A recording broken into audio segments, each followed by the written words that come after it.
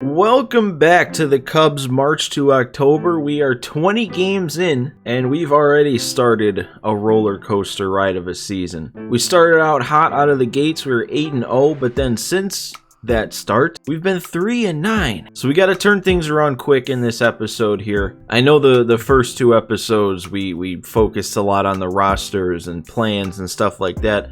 Hopefully in this one we knock out a big chunk of games. But I do, 20 games in, I want to give a little quick overview as to what the stats are looking like. Just a quick glance. I'm going to sort position players by WAR here early on. Chris Bryant is having a very good year. 443 on base. He's got 5 homers already. Contreras kind of similar. Baez has driven in a lot of runs. He's got the most homers, I think. Hayward's got 4 homers. Sogar's putting together some good at-bats. Ian Happ's got 5 homers. We got a lot of guys right around 5. Rizzo, though, Rizzo's kind of struggling a bit. He is drawing a ton of walks, though. He's already got 15 walks on the season. So it keeps his on-base relatively high. And then 2 of the bigger disappointments so far have been Jock Peterson and David Bodie. They gotta start doing better. Peterson, we need more power out of him, and David Bodie, we just need something out of him. He has 6 hits this year and 38 at-bats, 1 walk, and none of his hits are extra base hits. He also hasn't driven in any runs. Our pitchers, when it comes to Davies, Hendricks, and Arrieta, are doing really good. Those whips, very low whip for all 3 of those guys. I like to see that. If that keeps up, the ERA is going to keep going down. Trevor Williams, he's doing okay for his overall, 74 overall. I feel like you can't expect too much better. But Adbert, he is struggling. And I was looking at this before. When we go to relief pitchers, all of our relievers are doing really good, actually. Highest ERA is Rowan Wick, but he's only pitched 2 1/3. Alec Mills, he's pitched 17 innings. He's pitched the most out of the bullpen, and the reason I highlight him is because he's got the numbers, he's got the stamina to be a starter, and I wish we could see like individual games, and maybe we could flip-flop Adbert and Alec Mills, because maybe Adbert here, maybe he comes out of the gates, pitches a decent first 2 or 3 innings, and then it falls apart, but we have no way of knowing that. But I don't know, We'll play through a little bit more of the season, and depending on if we get a trade opportunity or if he's still doing bad, we might make that change. And then, yeah, we already glanced at the bullpen. Really good. I knew the bullpen was going to be solid. I still, like I said, just want that back-end high overall guy that I can really rely on to lock things down. And then I'd still like another lefty. But yeah, Kimbrel, couple innings, he's been solid too. So we've got a matchup again against the Brewers here. We're going to have a runner on, nobody out, tie game at 1. So let's get into it. Matt Duffy leading things off for us. It's raining. That sucks. Last time we faced Topa, it did not really go well. Real quick though, let's see what's happened so far, and look at that Nico Horner. 4 for 4 on the day. That instantly turns his season around. Baez has driven in the only run. Marisnik has a double, and it was another Kyle Hendricks start. All right. I think every game I've played that hasn't been that player lock has been a Kyle Hendricks start. And I think there's only been 1 Kyle Hendricks start that we haven't been involved in at all.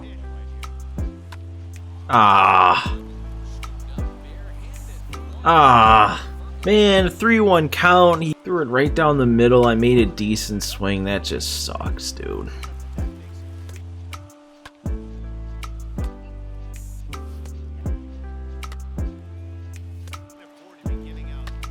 Oh, no. Oh, just early. I was ready for the heat inside, and I was too far out in front. Oh, not it. Okay, that's another foul home run. Actually, maybe it didn't even get there, but at least I wasn't on it, so I can't feel shortchanged. That was a bad swing. Oh, are you kidding me? We were just zeroing in on that home run. Destroyed 2 pitches foul right before that, and then still hit it out. The chances of you still hitting a home run after hitting it foul, I feel like it just never happens. You always end up striking out or popping up or something. That's a bad swing. But we got the lead.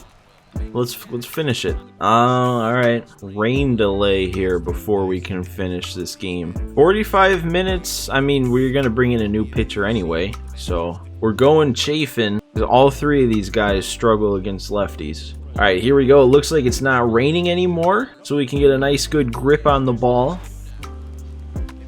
That should be one if we can make this play. That was probably the tough one. At least I would assume. Now we got two lefty-lefty matchups. That's another weak grounder. That's just what Chafin does. It's ridiculous. It's not a coincidence at this point. This is now a second March to October where that's all he does. Another weak grounder. You can't make this up, man.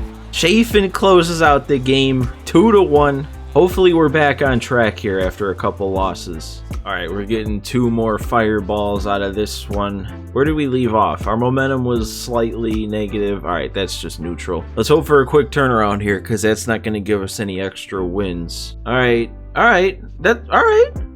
We're winning some games, and what do we got here? Dang, I was not expecting a trade opportunity this soon. So, what do we got here? First option, Sergio Romo. He's already, I mean, we're not even a month in, or we're just barely a month in. He's regressing -2. I don't really want that, because who knows where he's going to be at by the end of the year. He might be in the 60s. We don't want that. Who are the Dodgers willing to give up?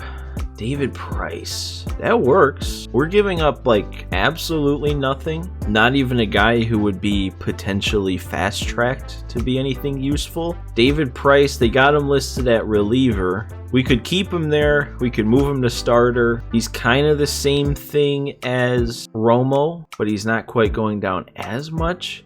But I don't know, the thing with Romo too is like Tony Walters is somebody I'm kind of hoping to get a call-up chance with. For this, well, I didn't even mean to make this pun, but I was going to say for this price, we could get Price. What's this last one? From the Twins, Matt Shoemaker?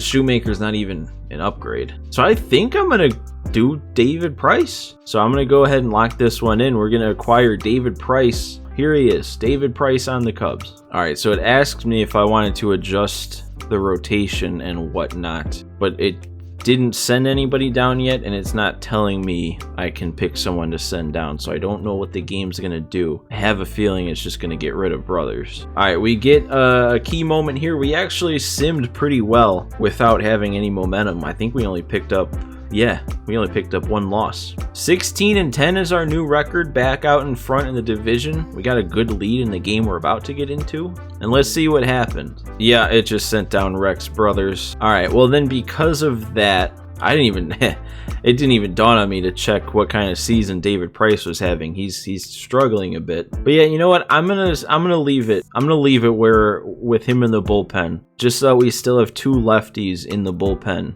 And it looks like at a glance, Adbert might have had a good game or two. But we'll keep an eye on him and even Trevor Williams. And then at least we know we've got David Price to put in that rotation if we want. All right, I just happened to take a glance here. And it looks like Hayward is regressing pretty much across the board, except for that power, because he's starting out swinging a pretty decent bat. But Sogard is definitely regressing across the board. So I know what happens, or what seems to happen, at least in my experience in franchise type modes, is through the first month of the season, like everyone regresses. Either people are regressing or staying the same. I guess we're starting to see a few upgrades to some attributes here and there, but for the most part, I don't know. So I don't know if maybe Hayward and Sogard are going to turn that around, or if they're going to be guys we need to keep an eye on too.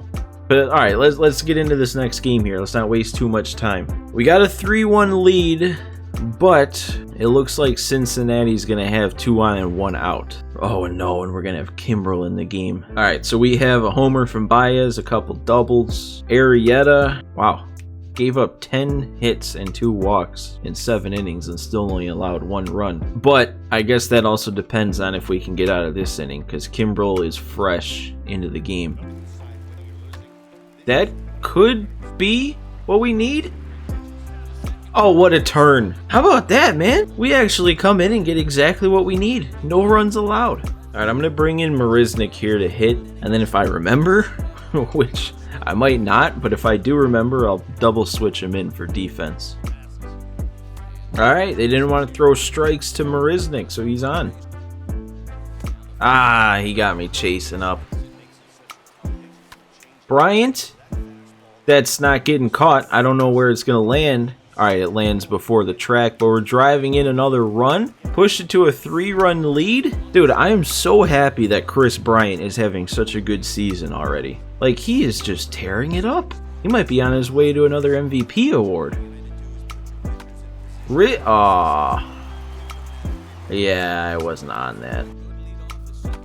Peterson, that one's going to get through. Oh, no, it's not. Oh, my God. All right, well, still a save situation. So let's get Chafin in this game. There's... I mean, do I even need to say it anymore? Chafin's in the game. We're going to see weak grounders. Yeah, I don't even need to bring attention to it anymore. It's just accepted as an inevitability.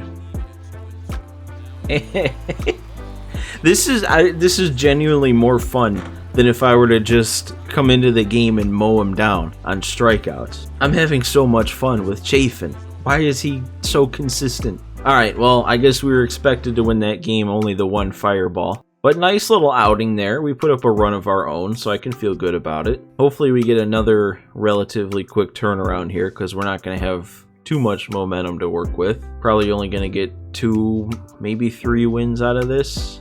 There's 1, swept the Reds. Always good to beat the Dodgers. There we go. And we get another game. All right. Get a chance to sweep the Dodgers here. We're on a little winning streak now, too. A big winning streak? 7-game winning streak. Man, though, the Cardinals are off to a really hot start, too. The Brewers, man, they always... I feel like every single time I do a March to October where I'm not the Brewers always underperform. Oh my God. Okay, I was just scrolling through the standings here. I thought I was off to a hot start. What is going on with the Twins? This might be the best start in history. 28-3? That's unbelievable. They're 18-0 in day games too. All right, continuing to monitor him. Adbert's numbers keep going down. All right, let's get another game. Let's try and keep this streak going. 0-0 against the Dodgers, so we're gonna have to do some work, but we got a runner on with 1 out here in the 7th. Gotta face Kershaw. Feel like I've had my issues with him in March to Octobers before.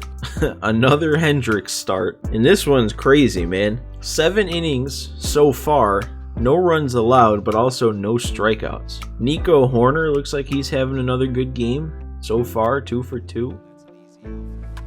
Oh, we're continuing this trend from the last episode where I time it up perfectly, but I'm missing with the PCI. Oh, do it again. When I have the good timing, I think it's hit better off the bat than it is. I can't keep missing these. We could be hitting so much better. Ah, there we go. We got his first strikeout of the game here. Another weak grounder. That's always fun. Oh, all right. Don't want to do that. Ah, man, I thought that was gonna be another strikeout when I saw him swinging at that curve. This is probably one way or another Hendricks' last batter. And he's going to get an out. All right. Got out of it. Ooh, all right. We got Contreras we can bring off the bench here to face the lefty Kershaw. That seems like a favorable matchup. Let's do it. Ah. Again, pretty solid timing. I'm just missing it. Oh, but this is a good matchup. We should be able to get something going here. Kris Bryant, doesn't matter what lefty we're facing. No way.